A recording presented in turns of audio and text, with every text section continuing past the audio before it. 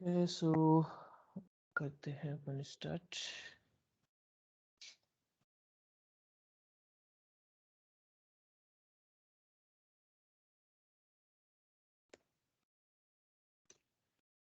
तो last session में अपन ने बात करी थी थोड़ा बहुत नेटवर्किंग की। नेटवर्किंग के अंदर अपने पास में किस अकॉर्डिंग यहाँ पे वर्क हो रहा है एंड नेक्स्ट अपन ने बात करनी कि नेटवर्किंग के अंदर अपने पास में क्या क्या, अगर कुछ भी मॉनिटरिंग आपने करनी है तो किस तरीके से कर सकते हैं। ठीक है,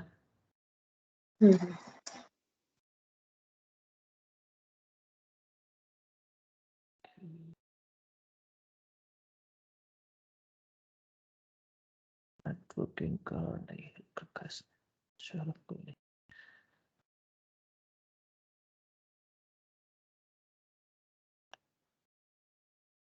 ओके, सो नेटवर्किंग के अंदर अपने पास में इश्यूज क्या क्या आ सकते हैं। फर्स्ट ऑफ ऑल अपने पास में दो मशीन है हमेशा, एक सर्वर मशीन और एक क्लाइंट मशीन।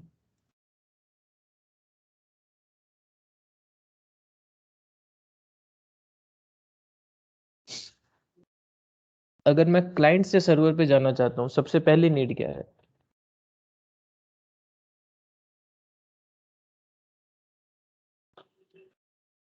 दोनों के सेम नेटवर्क में होना। दोनों का सेम नेटवर्क में होना या फिर दोनों के ऊपर पब्लिक आईपी एड्रेस होना। ठीक है, तो लेट्स से अभी इस वाले पर अपने पास आईपी है 136 और इस पर है 133। दोनों सेम नेटवर्क के हैं, आपस में कनेक्ट हो सकते हैं। कनेक्टिविटी चेक करने के लिए अपने पास में पिंग कमांड है, पिंग कमांड के थ्रू अपन कनेक्टिविटी चेक कर सकते हैं। ठीक है, अगर अपन आईपी के थ्रू वर्क करें तब की बात है। अगर मैं होस्ट नेम के थ्रू वर्क करना चाहता हूं तब क्या होगा? क्लाइंट साइड के अंदर दो फाइल्स है आपके पास, एक है etc होस्ट और दूसरी कौन सी है?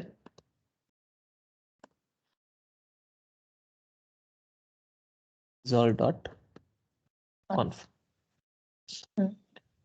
etc होस्ट क्या करती है? अपने लोकली होस्ट नेम्स को रिजॉल्व करती है। ठीक है, सॉरी। सो etc होस्ट में अपन क्या करते हैं? लोकली रिजॉल्व करते हैं होस्ट नेम को, और resolve.conf में अपने पास में रहती है अपने डीएनएस की एंट्री, अपने नेम सर्वर की एंट्री, कि अगर उसको etc होस्ट में अगर कहीं एंट्री नहीं मिली तो उसने नेक्स्ट कहाँ पर जाना है? resolve.conf के अंदर जो आईपी एड्रेस है उसके पास, उसमें वो जाएगा और वहां पे जाके उससे पूछेगा कि जो भी पर्टिकुलर होस्ट नेम को आप एक्सेस करना चाहते हैं वो होस्ट नेम है कि नहीं, और अगर है तो कहाँ पर है। लाइक आपने करा पिंग abc.example.com, तो अगर इस नाम से कोई डोमेन नेम होगा आपके लोकल के अंदर तो डायरेक्ट उस पर रिक्वेस्ट चल जाएगी। अगर वहां पे नहीं मिलता फिर उसने नेम सर्वर के पास जाना। दैट इज योर डीएनएस का जो सर्वर आपने मेंटेन कर रखा है। अगर आप लोकली खुद का बनाते हो तो आप उसके अंदर जाएंगे, अगर आपने खुद का नहीं बना रखा तो ये किसके पास जाता है? आईएसपी के पास।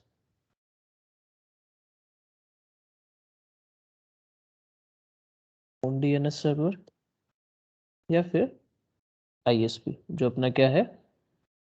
Internet service provider. तो इंटरनेट सर्विस प्रोवाइडर के पास में सारी की सारी एंट्रीज अवेलेबल है रूट सर्वर्स की। फिर आगे जो अपने डीएनएस का काम है वो उसके अंदर परफॉर्म होगा। अगर उसके पास में कैशे के अंदर आईएसपी के पास में एंट्रीज है तब तो वहीं से आपको प्रोवाइड करा देना कि ये पर्टिकुलर डोमेन नेम आपका इस आईपी पे चल रहा है और आपकी रिक्वेस्ट डायरेक्टली उस आईपी के ऊपर चली जाएगी। इन केस अगर आपके पास नहीं है तब वो कहाँ पे चला जाएगा? रूट सर्वर्स के पास, और वहां जाके फिर उसको रिजॉल्व करेगा। ठीक है।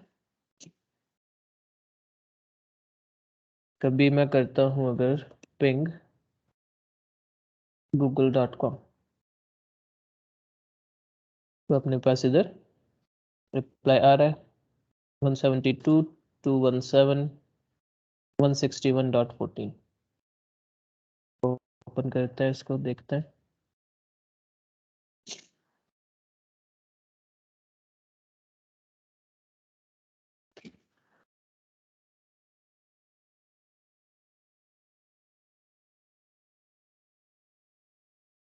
जब तक वो हो रहा है तब तक एक और मशीन चालू करते हैं इधर।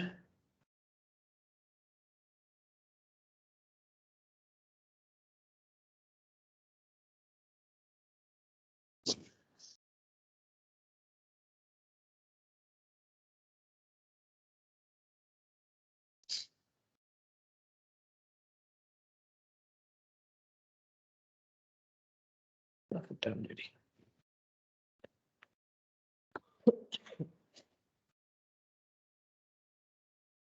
जस्ट एक मिनट वापस आया मैं। ओके।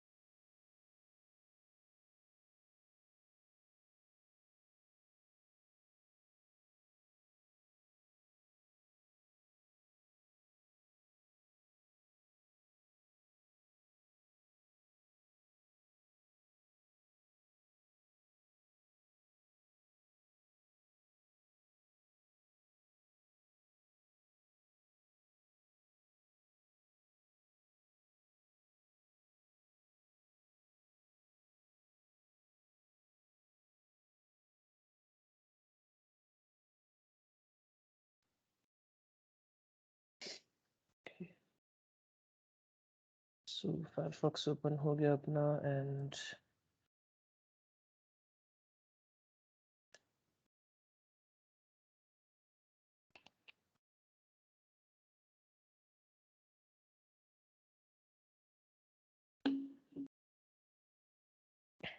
ठीक है। तो जब मैं आईपी यहाँ पे पेस्ट कर रहा हूँ तब भी मेरे को कहाँ लेके जा रहा है, उस गूगल वाली मशीन पे लेके जा रहा है। तो इसने क्या करा, अभी ऑटोमेटिक यहाँ पर होस्ट नेम रिजॉल्व करा इसके अकॉर्डिंग। जब इसने पिंग करा, इसको आईपी एड्रेस क्या मिला 172.217.161.14। तो उस पर्टिकुलर आईपी एड्रेस के ऊपर आपकी रिक्वेस्ट चल रही है। अगर डायरेक्ट आईपी पे भी जाओगे तब भी सेम ही सर्वर पे रिक्वेस्ट जा रही है। तो अपने पास डीएनएस में 2 टाइप्स के वर्क हो रहे हैं। एक तो क्या हो रहा है आईपी टू नेम रिजोल्यूशन, दूसरा क्या हो रहा है नेम टू आईपी रिजोल्यूशन। ठीक है।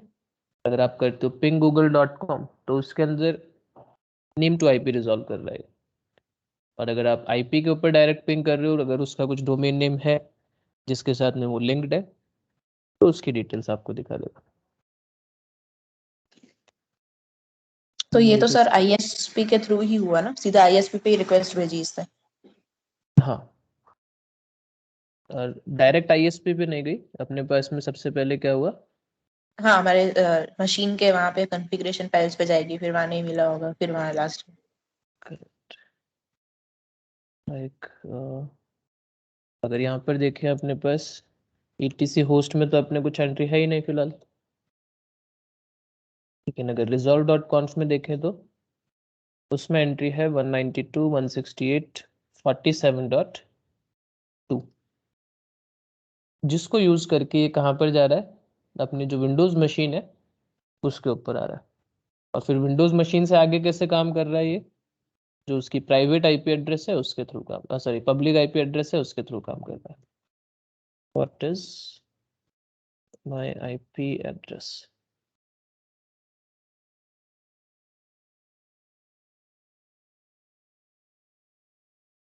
एंड अभी यहाँ पे पब्लिक आईपी असाइन हो जाएगा इसको।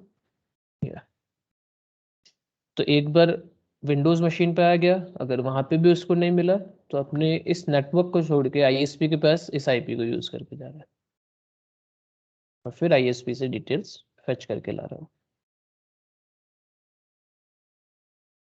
कुछ यूटिलिटीज भी अपने पास में होती है जिसके थ्रू अपन देख सकते हैं, like NS lookup, name server lookup आपको करना है, जिस वेबसाइट का करना है उसका नाम बता दो।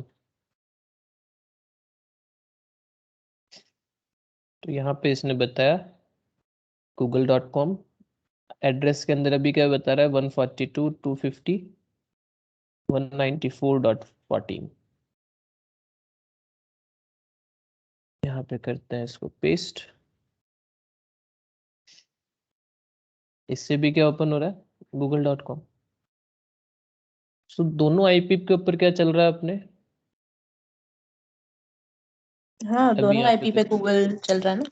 राइट, अभी यहाँ पे देखो आईपी चेंज हो गया, पहले था 172 समथिंग, अभी 142 समथिंग आ गया। तो गूगल का केवल ये नहीं है कि एक सिंगल सर्वर ही चल रहा हो, गूगल के मल्टीपल सर्वर्स चल रहा है। तो उसको जिस पर्टिकुलर की रिक्वेस्ट मिली, जिस पर्टिकुलर की एंट्री मिली उसके ऊपर उसने क्या कर देना, रीडायरेक्ट कर देना उसको। अगर अपन करते हैं इसमें एनएस लुकअप 142.250.194.14, तो इसके अंदर अभी क्या बोल रहा है, authoritative answers can be found from nothing, कुछ नहीं दिखा है। अगर मैं चेक करूं किसी दूसरे का, लाइक एनएस लुकअप grass.com, तो grass.com इस आईपी के ऊपर चल रही है। वापस करें NS lookup then IP address. So अपन इसके अंदर नेम टू आईपी रिजॉल्व कर पा रहे हैं, पर आईपी टू नेम यहाँ पे रिजोल्यूशन काम नहीं कर पा रहा। क्यों पर ऐसा? एंट्रीज पे डिपेंड करता है। अगर उन्होंने क्या इसकी रिवर्स लुकअप की डीएनएस, रिवर्स डीएनएस की एंट्री नहीं कर रखी तो रिजॉल्व नहीं होगा, और अगर उन्होंने फॉरवर्ड डीएनएस के साथ साथ रिवर्स डीएनएस की भी कर रखी है तो उसके अंदर दिखा देगा। फॉरवर्ड की तो करनी ही पड़ेगी आपको, विदाउट फॉरवर्ड आपकी वर्क करेगा ही नहीं, जिसमें आपका नेम टू आईपी आपने बाइंड कराना है। और वो तब की बात है जब आप डीएनएस सर्वर कॉन्फ़िगर कर रहे हो तब। ठीक है, ठीक है। इसके अलावा अपने पास में आता है nmap, जिसके थ्रू आप क्या कर सकते हैं, चेक कर सकते हो पोर्ट्स वगैरह। सो लाइक इस पर आईपी है 130,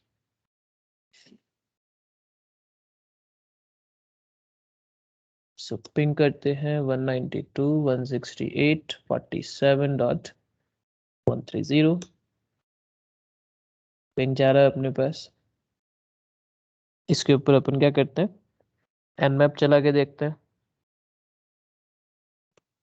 nmap on 192.168.47.130।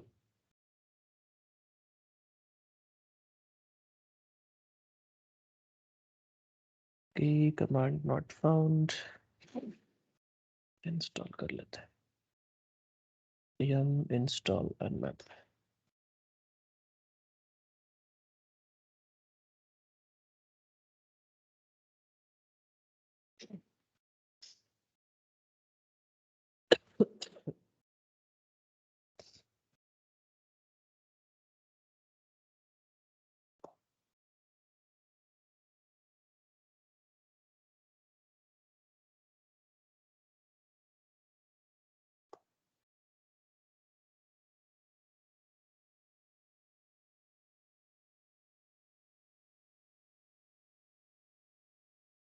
Nine two 168.130।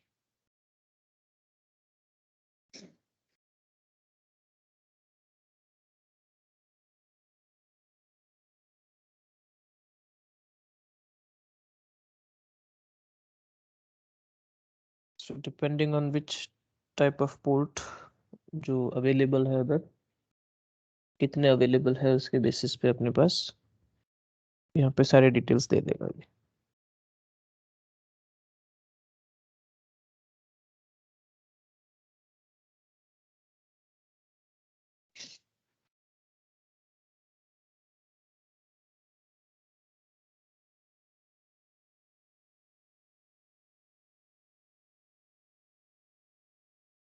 Wait करते हैं इसका थोड़ा सा।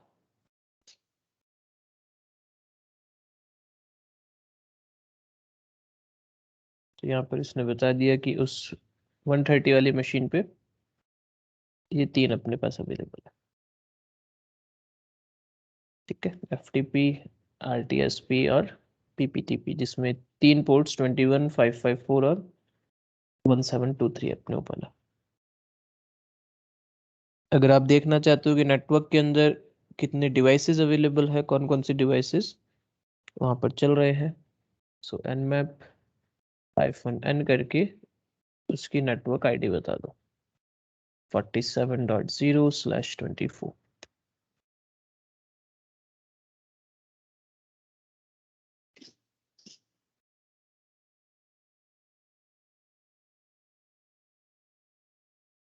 ये CIDR वैल्यू या नेट सबनेट मास्क की वैल्यू देना जरूरी है ऐसा?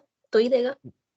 यस, उसमें अपने नेटवर्क आईडी बता रहे हैं, तो नेटवर्क आईडी के साथ ही बताना पड़ेगा उसका CIDR क्या है।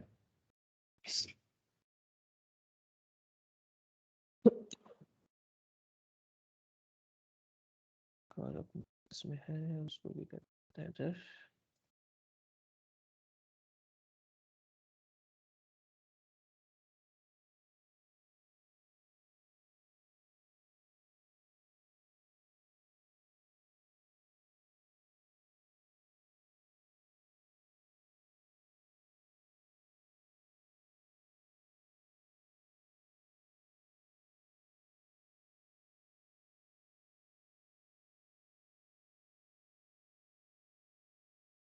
Okay.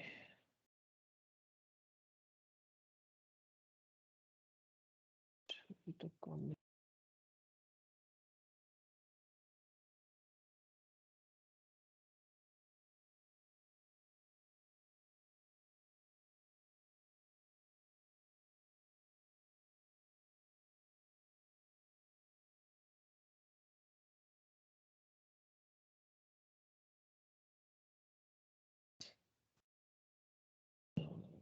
बस हो गया।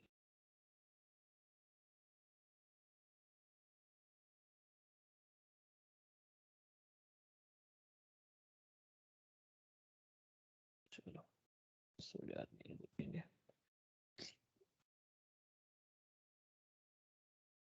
तो मेनली nmap क्यों यूज कर रहे हैं अपन, एक तो नेटवर्क के अंदर कौन कौन से डिवाइसेस अवेलेबल है, कितनी आईपीज अपने पास अप है, और उन आईपीज के ऊपर कितने पोर्ट्स अवेलेबल है, कौन कौन से पोर्ट्स ओपन है। अगर ट्रैफिक आपको मॉनिटर करना है तो उसके लिए अपने पास में यूटिलिटी है IP ट्रैफ, इसके थ्रू अपन ट्रैफिक मॉनिटर कर सकते हैं।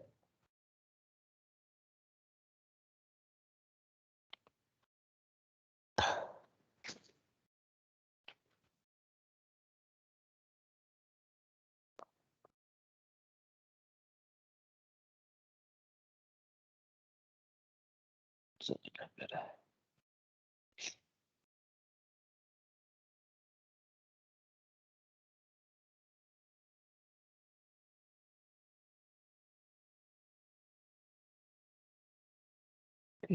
IP राउट कमांड क्या करती है?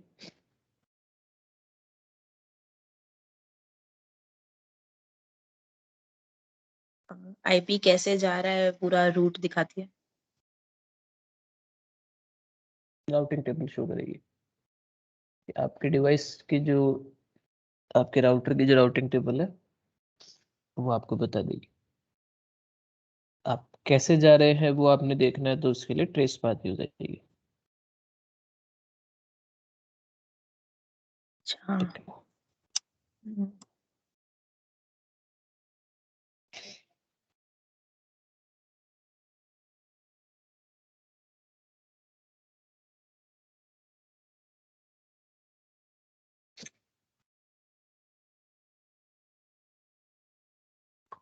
चलो इसको होने देते हैं।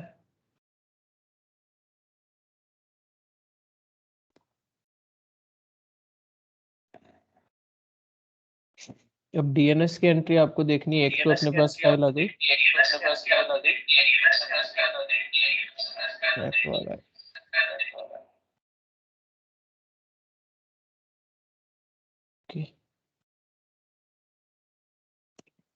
etc resolve.conf वाले में देख लोगे। दूसरी लोकेशन कौन सी है आपके पास? etc sysconfig के अंदर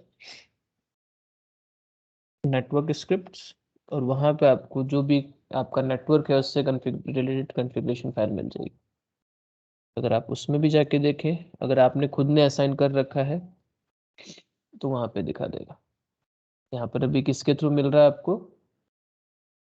DHCP के थ्रू मिल रहा है, इसलिए केवल कहाँ पे शो कर रहा है वो? अपनी resolve.conf में। लेकिन जब कंपनी एनवायरनमेंट में बात करें तो वहां पे क्या रहता है, जनरली खुद के सर्वर्स भी मेंटेन करते हैं, DNS सर्वर्स। तो उस केस में DNS की एंट्रीज आपको वहां पे अलग से करनी पड़ती है। ठीक है,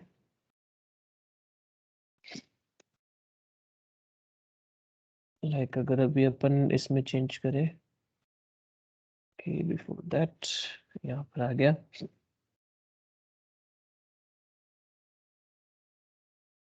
देखो nmap scan report for 192.168.47.1, जिसके ऊपर ये दो अपने पास में सर्विसेज है, HTTP और रील सर्वर।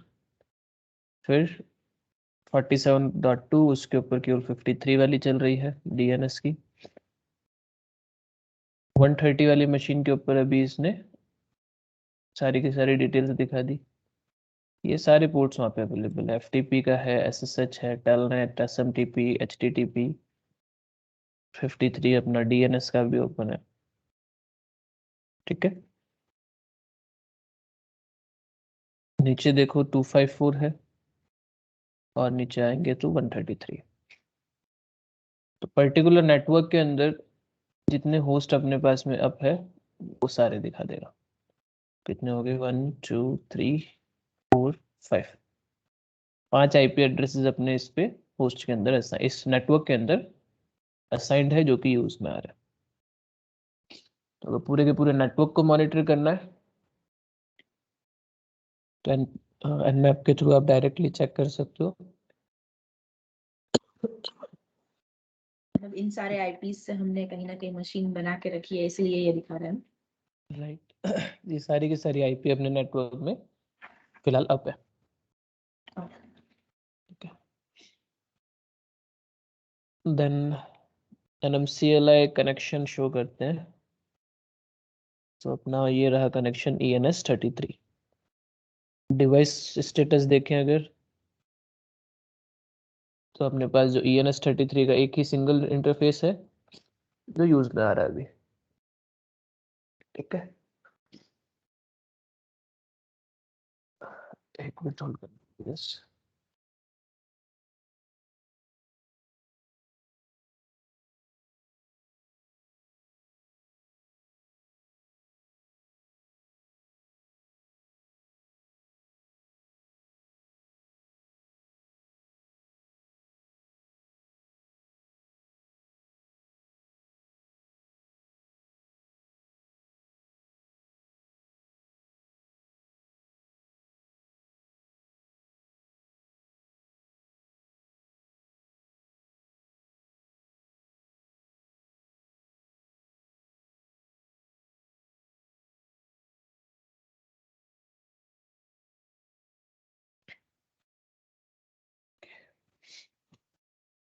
सो ENS का भी अपने पास एक सिंगल इंटरफेस है जो कि अभी यूज में है इधर। अगर मुझे एक नया कनेक्शन ऐड करना है, सो NMCLI कनेक्शन ऐड, कनेक्शन का नाम आप बता दो। लेट्स से मैंने दे दिया इंडिया, टाइप अपना ईथरनेट है और इंटरफेस कौन सा है? ENS33। और साथ ही साथ मैं उसमें आईपी भी क्या कर रहा हूँ, डिफरेंट रख रहा हूँ। तो IPv4 डॉट एड्रेस मैंने दे दिया 172.25.250.10/16, then IPv4 dot gateway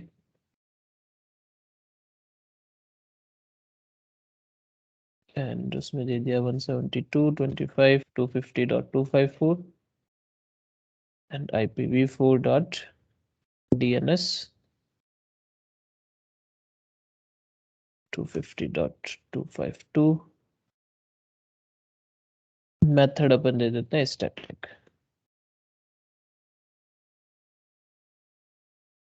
तो अभी अपने पास दो कनेक्शंस आ गए, ENS33 और इंडिया। और अगर फाइल देखोगे आप उसकी etc sysconfig के अंदर नेटवर्क स्क्रिप्ट में फाइल भी आ चुकी। NMCLI connection down ENS33। जैसे ENS33 डाउन करा, डीएक्टिवेट करा अपन ने, जो अपना इंडिया वाला कनेक्शन था वो ऑटोमेटिक क्या आ गया, अप आ गया। आईपी चेक करें, आईपी भी क्या असाइंड है, 172 वाली असाइंड है। ETC रिजॉल्व देखोगे, वहां पे DNS की वो एंट्री आ गई जो आपने अभी भेजी थी। और अगर आपको फाइल के अंदर देखना है तो फाइल के अंदर भी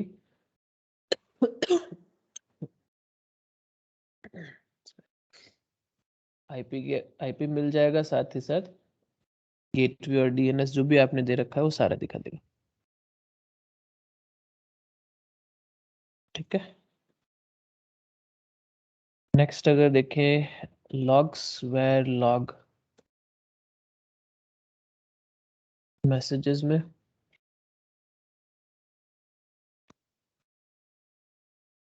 तो अपने पास ये ढेर सारे लॉग्स इसने दिखा दिए। नेटवर्क मैनेजर के सारे वो तो पहले के हैं, अभी के कहाँ गए, शिफ्ट जी करके देखे, ये आ गए। ठीक है, जैसे उसके अंदर आपने अपना डिवाइस डाउन करा, यहाँ पर ENS इंडिया वाला जो था वो डिफॉल्ट आ गया, एक्टिवेट भी हो गया। ठीक है, बट अभी आप आउटसाइड वर्ल्ड पे कनेक्शन नहीं बना सकते। क्यों नहीं बना सकते? इंटरनेट ऑफ है। ऑन है। अगर आप पिंग करना चाहेंगे google.com,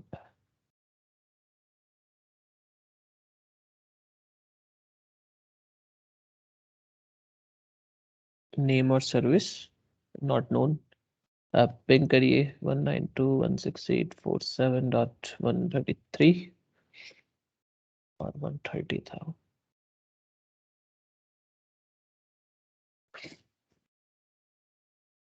सो डेस्टिनेशन होस्ट अनरीचेबल। क्या दिक्कत हो सकती है कि अपन नहीं जा पा रहे हैं यहाँ से बाहर?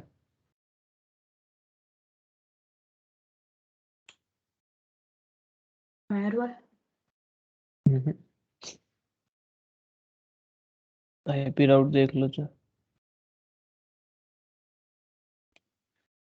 कौन सा नेटवर्क है?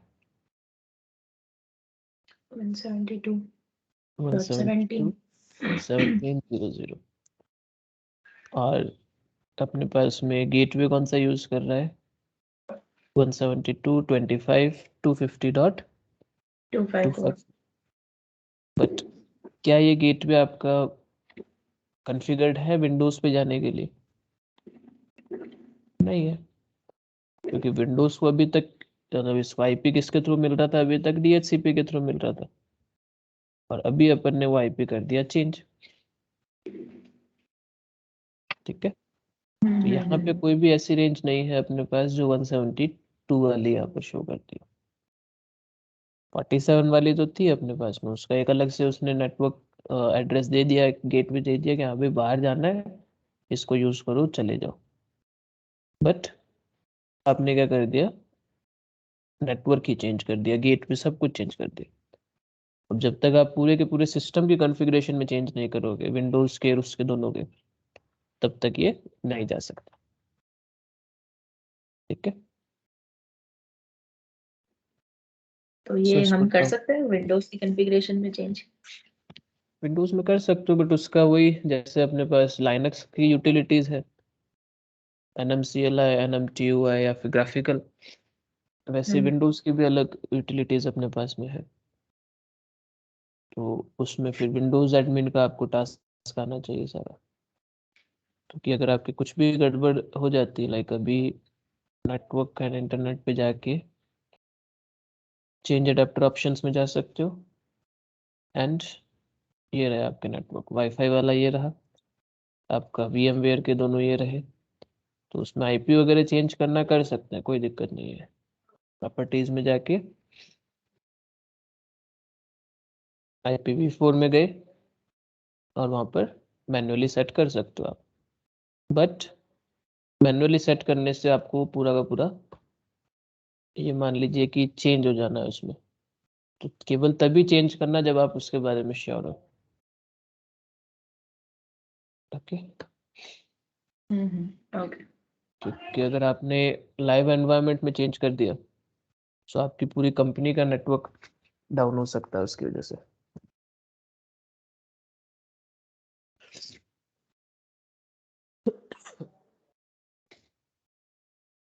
Okay. तो अभी वापस अब करते हैं ENS को। अगर इससे रिलेटेड लॉग्स अपन ग्रैब करें, सॉरी, ENS 33,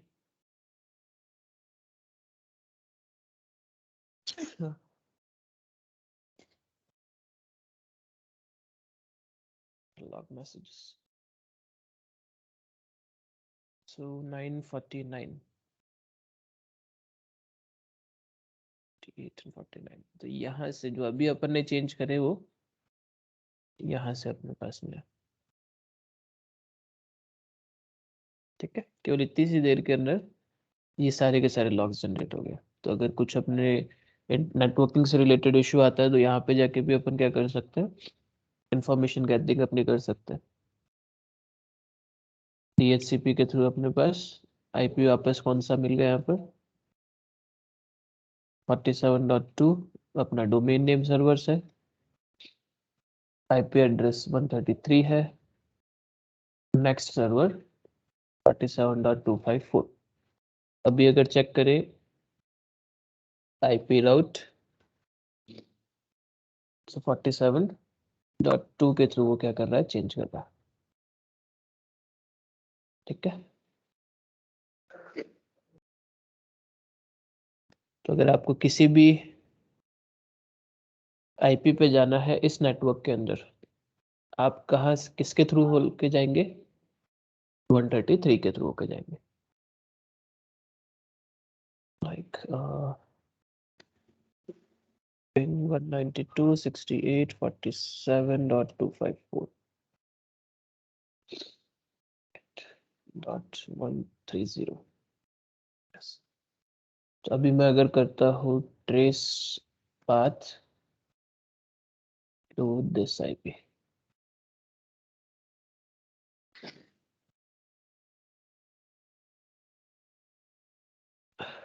सो डायरेक्ट उसमें बता रहा है उसी पे जा रहा है, बीच में अपने पास कोई भी दूसरा 33 वाले पे नहीं गया।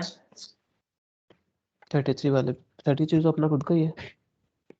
आपने बोला ना उसके थ्रू जाएगा। हाँ, आप इंटरनेट पे मतलब अपने नेटवर्क में इसी के थ्रू कनेक्टेड है। अगर आप दूसरे पे जाना चाहते हैं विदाउट इसके नहीं जा सकते, ये असाइंड होगा तभी आप जा पाएंगे। अच्छा, हमारी मशीन पे तो ऑब्वियसली IP होना चाहिए तो ही जाएंगे। करेक्ट। ठीक है, इसके बाद में फिर अपने पास में क्या आता है, इट मे बी पॉसिबल कि अगर कोई अपने सिस्टम से कनेक्ट होना चाह रहा है, सो उसके अंदर जब अपने सिस्टम से कोई ट्रैफिक, अपने सिस्टम पे कोई ट्रैफिक आना चाह रहा है तो किसके थ्रू आएगा? हेलो? तो इसके थ्रू इसी आईपी के थ्रू आएगा ना? नहीं, आईपी के थ्रू तो आएगा, बट क्या डायरेक्टली आ सकता है विदाउट एनी रेस्ट्रिक्शंस? अगर यहाँ से हमने पिंग अलाउ करके रखा है इनबाउंड और आउटबाउंड ट्रैफिक के लिए तो आ पाएगा। फायरवॉल के अंदर अपने पास रूल्स के थ्रू आएगा, हम्म। जिसके लिए बस कमांड आ जाती है। आवाज नहीं आ रही सर आपकी। हेलो?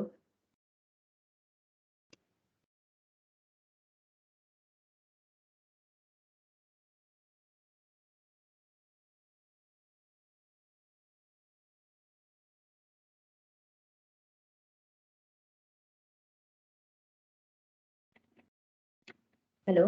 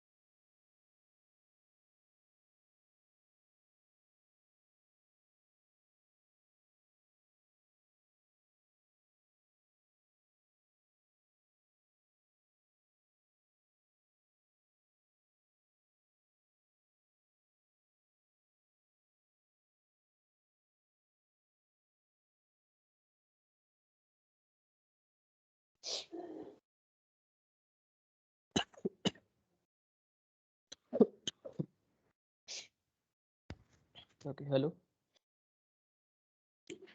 Hello? Yeah. Visible है screen? हाँ ठीक है.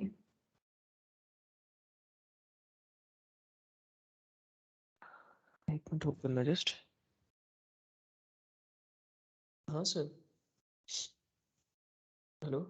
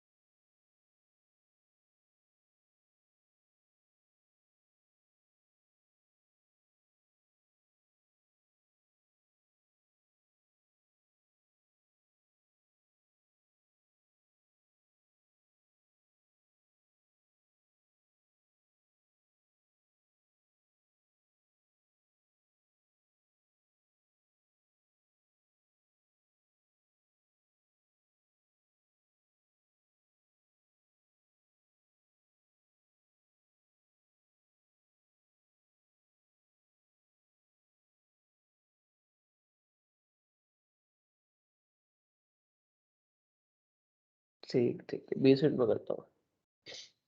ओके.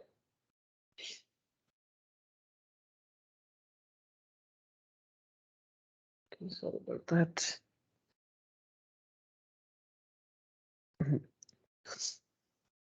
So नेक्स्ट क्या है अपने पास कि अगर कोई भी नेटवर्क अपने पास कोई भी नेटवर्क में से अपने सिस्टम पे आना चाहता है तो उसके लिए फायरवॉल को क्रॉस उसने करना पड़ेगा.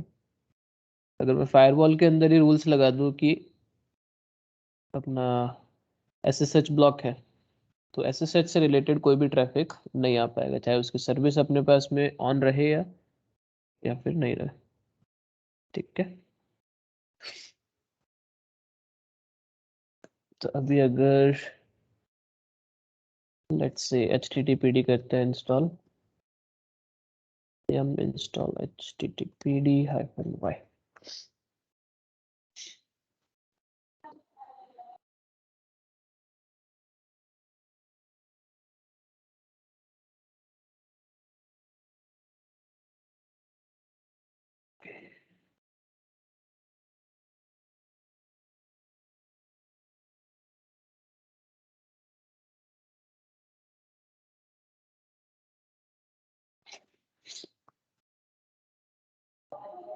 And system CTL start enable कर देते हैं डायरेक्ट HTTPD. तो सर के वो सर्वर्स वाले वीडियोस चेक करें, सुदर्शन सर वाले. नहीं सर, सारे नहीं देखे. मतलब कुछ कुछ उसमें देखे. DNS वाला देखा. नहीं. ऐसा करना उसमें DNS वाला देखना और DNS के अंदर एक नेम जोन वहां पे बनवाएंगे. तो नेम जोन अपने पास रहेगी वैर के अंदर, नेम डी नाम का अपने पास में डायरेक्टरी आएगी, उसके अंदर आपको फॉरवर्ड वाली फाइल बनानी पड़ेगी. तो करना क्या है फाइनल आपने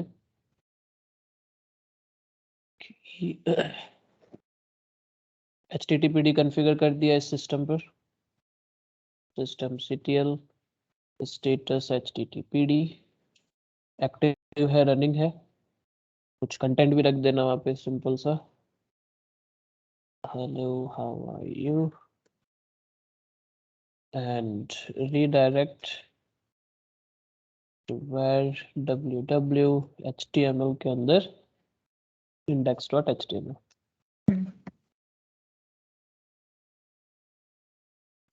तो अगर अपन खुद के सिस्टम से अभी जाएंगे और अपनी खुद की ही आईपी को ओपन करते हैं 192.168.47.133 कंटेंट देख सकते हैं। ठीक है, अगर मैंने यहाँ पे करा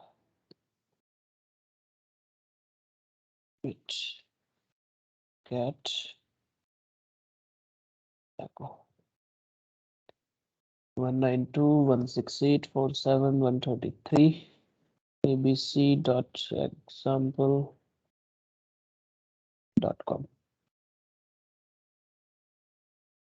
etc host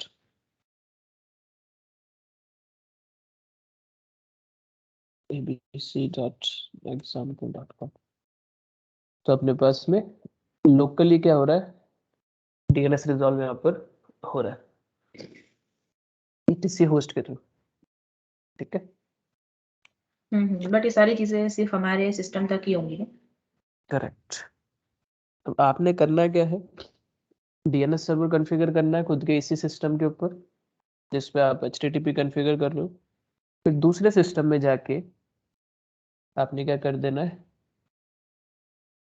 etc resolve.conf के अंदर नेम सर्वर के अंदर आपके उस सर्वर की एंट्री दे देनी है जिस पे आपने डीएनएस सर्वर कॉन्फ़िगर करा है। ठीक है, और abc.example की जगह आप क्या खुद का नाम रख लेना nikki.com और उसमें फिर www.nikki.com का एक रिकॉर्ड बना देना, ए रिकॉर्ड उसमें। तो क्या होगा, जब दूसरे सर्वर में आप ओपन करोगे कुछ इस तरीके से, तब क्या होना चाहिए, वो रिक्वेस्ट डीएनएस के थ्रू आपके डीएनएस सर्वर पर आएगी और वहां से HTTP का डेटा लेके जाएगी। ठीक है, तो उसके अंदर क्या करना है, आपने दो काम करने हैं सबसे पहले। एक तो हो गया डीएनएस का, डीएनएस सर्वर आपको कॉन्फ़िगर करना है, उसके अंदर रिकॉर्ड सेट क्रिएट करने हैं सारे। एक अपना एनएस रिकॉर्ड आ जाएगा, एक अपना ए रिकॉर्ड आ जाएगा।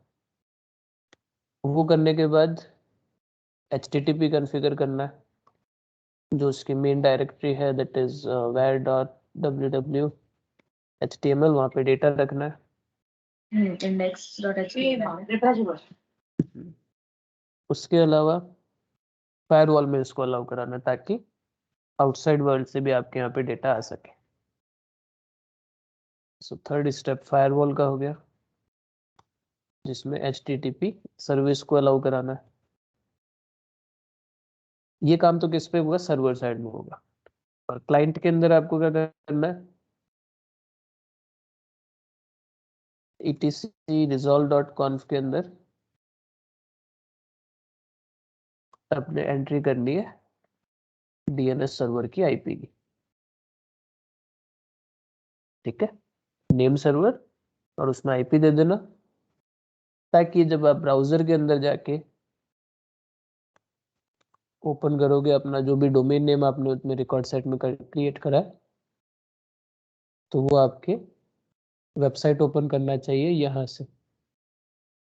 ठीक है, तो सर्वर क्लाइंट आर्किटेक्चर आएगा, ये सर्वर हो जाएगा और ये वाला क्लाइंट का डेटा। ये डीएनएस आईपी में सामने वाली मशीन का आईपी जाएगा। सॉरी, या सर्वर का जो आईपी है जहाँ पे आप डीएनएस कॉन्फ़िगर कर रहे हो उसका आईपी आएगा। ओके, ठीक है, और उसमें फॉरवर्डर्स के अंदर भी जब डीएनएस की कॉन्फ़िगर करोगे तो फॉरवर्डर्स के अंदर भी सर्वर वाले की आईपी प्रोवाइड करा देना। ठीक है। ठीक है। उसके अलावा एक आता है अपने पास आईपी ट्रैफ, अभी इंस्टॉल नहीं है, इंस्टॉल कर देते हैं।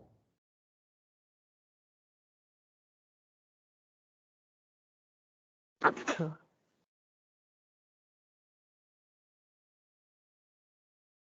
हम सर्च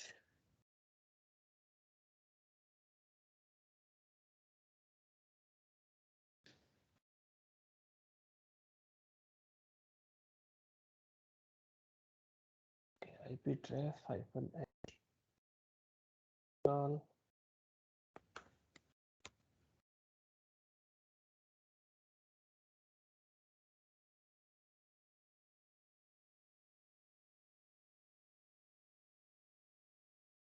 सो मेनली अपना क्या है, ये पैकेट स्निफिंग के लिए काम आएगा, मॉनिटरिंग के लिए काम आएगा।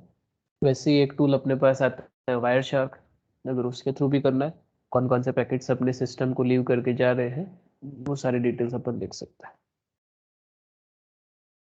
IP traf hyphen NG, IP traffic monitoring, कौन से इंटरफेस की करनी है वो बता दो।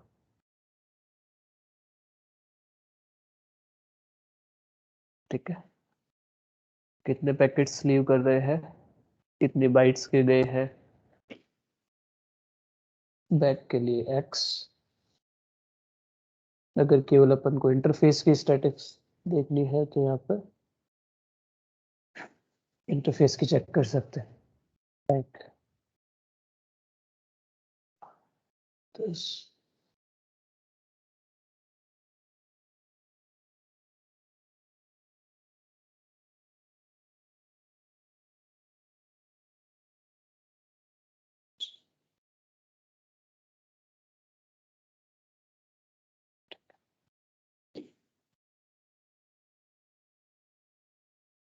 तो अभी अपने पास में इधर देखो तो थोड़ी थोड़ी देर में उधर से पैकेट्स अपने जा रहे हैं। मैंने अभी अगर करा पिंग ऑन google.com, ठीक है, इधर अपने पास में जैसे जैसे पिंग होगा वैसे वैसे अपने उसके ENS33 के थ्रू जा रहे हैं, उसकी डिटेल्स यहाँ पर दिखाता रहेगा।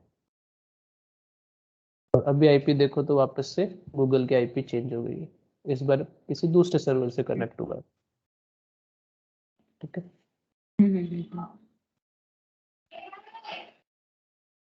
इसमें देखें तो इसके अंदर कितनी बाइट्स वगैरह ट्रांसफर हुई है वो भी दिखा रहा है।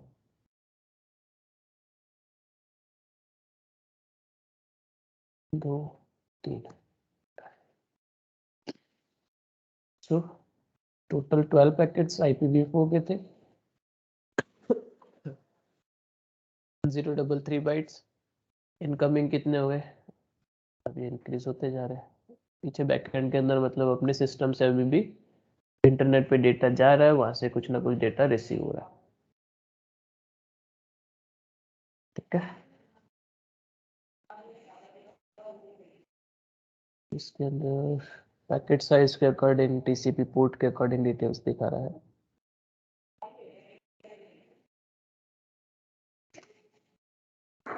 एंड इसका देखना पड़ेगा क्या चीज है।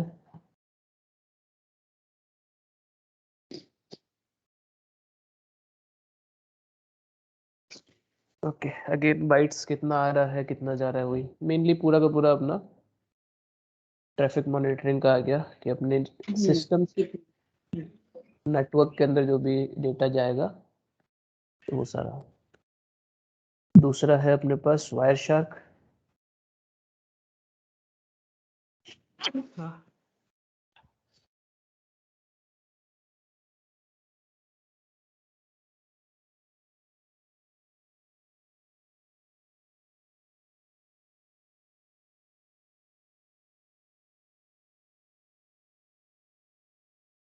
अच्छा,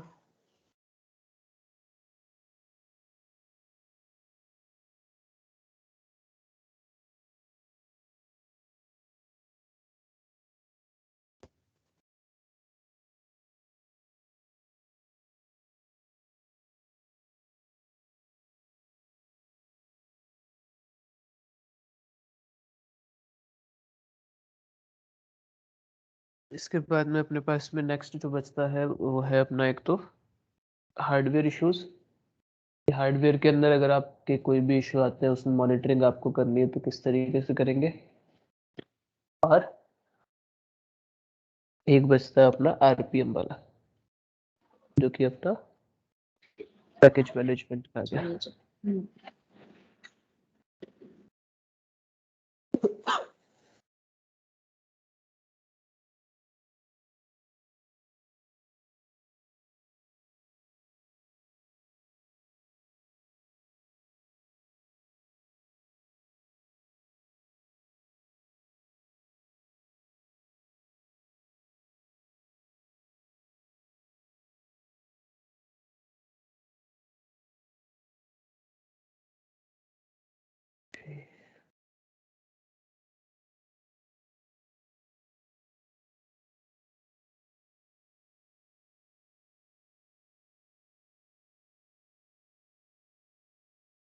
वायरशार्क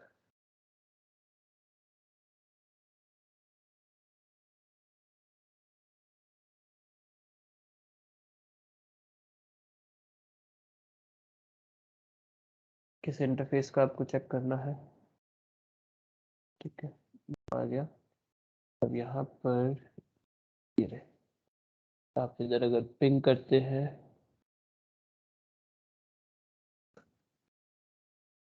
तो ये दूसरा ओपन करना है,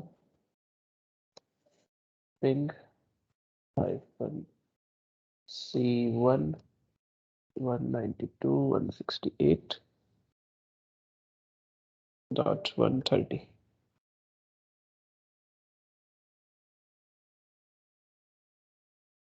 तो यहाँ पे क्या करता है, प्रोटोकॉल के साथ में आपको दिखाता है कि किस प्रोटोकॉल की डिटेल्स आपके जा रही है। ये देखो एनटीपी की जा रही है। हाँ, ये थोड़ा ज्यादा डिटेल्ड है। उसमें क्या है कि हर एक चीज की अपने शो कर देगा। तो जो पैकेट स्निफिंग है वो पैकेट स्निफिंग के लिए अपने मेनली ये वाला टूल यूज आएगा, वायरशार्क। पैकेट मॉनिटरिंग के लिए अपना वो था ही इफ ट्रैक वाला। राइट। अभी डीएनएस के अपने पास ये गए सारे के सारे। आईसीएमपी भी होना चाहिए।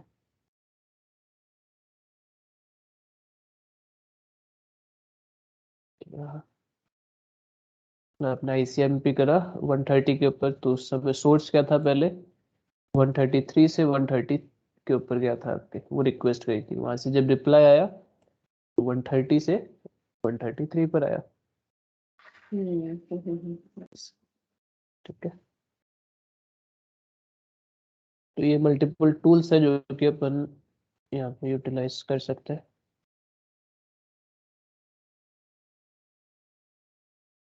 Okay, cancel.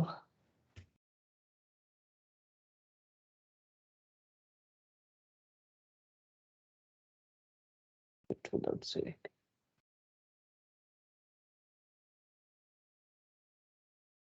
ठीक है। सो नेक्स्ट जो अपना एक ये परफॉर्म करके देखना अपना डीएनएस सर्वर वाला। ठीक है, ठीक है सर। सर्वर के ऊपर डीएनएस कॉन्फ़िगर करना है, साथ में एचटीटीपी। और दूसरा जो क्लाइंट है उस क्लाइंट के ऊपर अपने resolve.conf के अंदर एंट्री चेंज करके फिर एक तो उसको वेबसाइट को ओपन करना और साथ में एनएस लुकअप करके भी देखना। लाइक अगर डोमेन नेम nikki.com रखा है तो एनएस लुकअप www.nikki.com। ओके, तो जो नेक्स्ट फिर अपना है हार्डवेयर और आरपीएम वाला वो अपन कल देखते हैं। यही टाइमिंग होगा।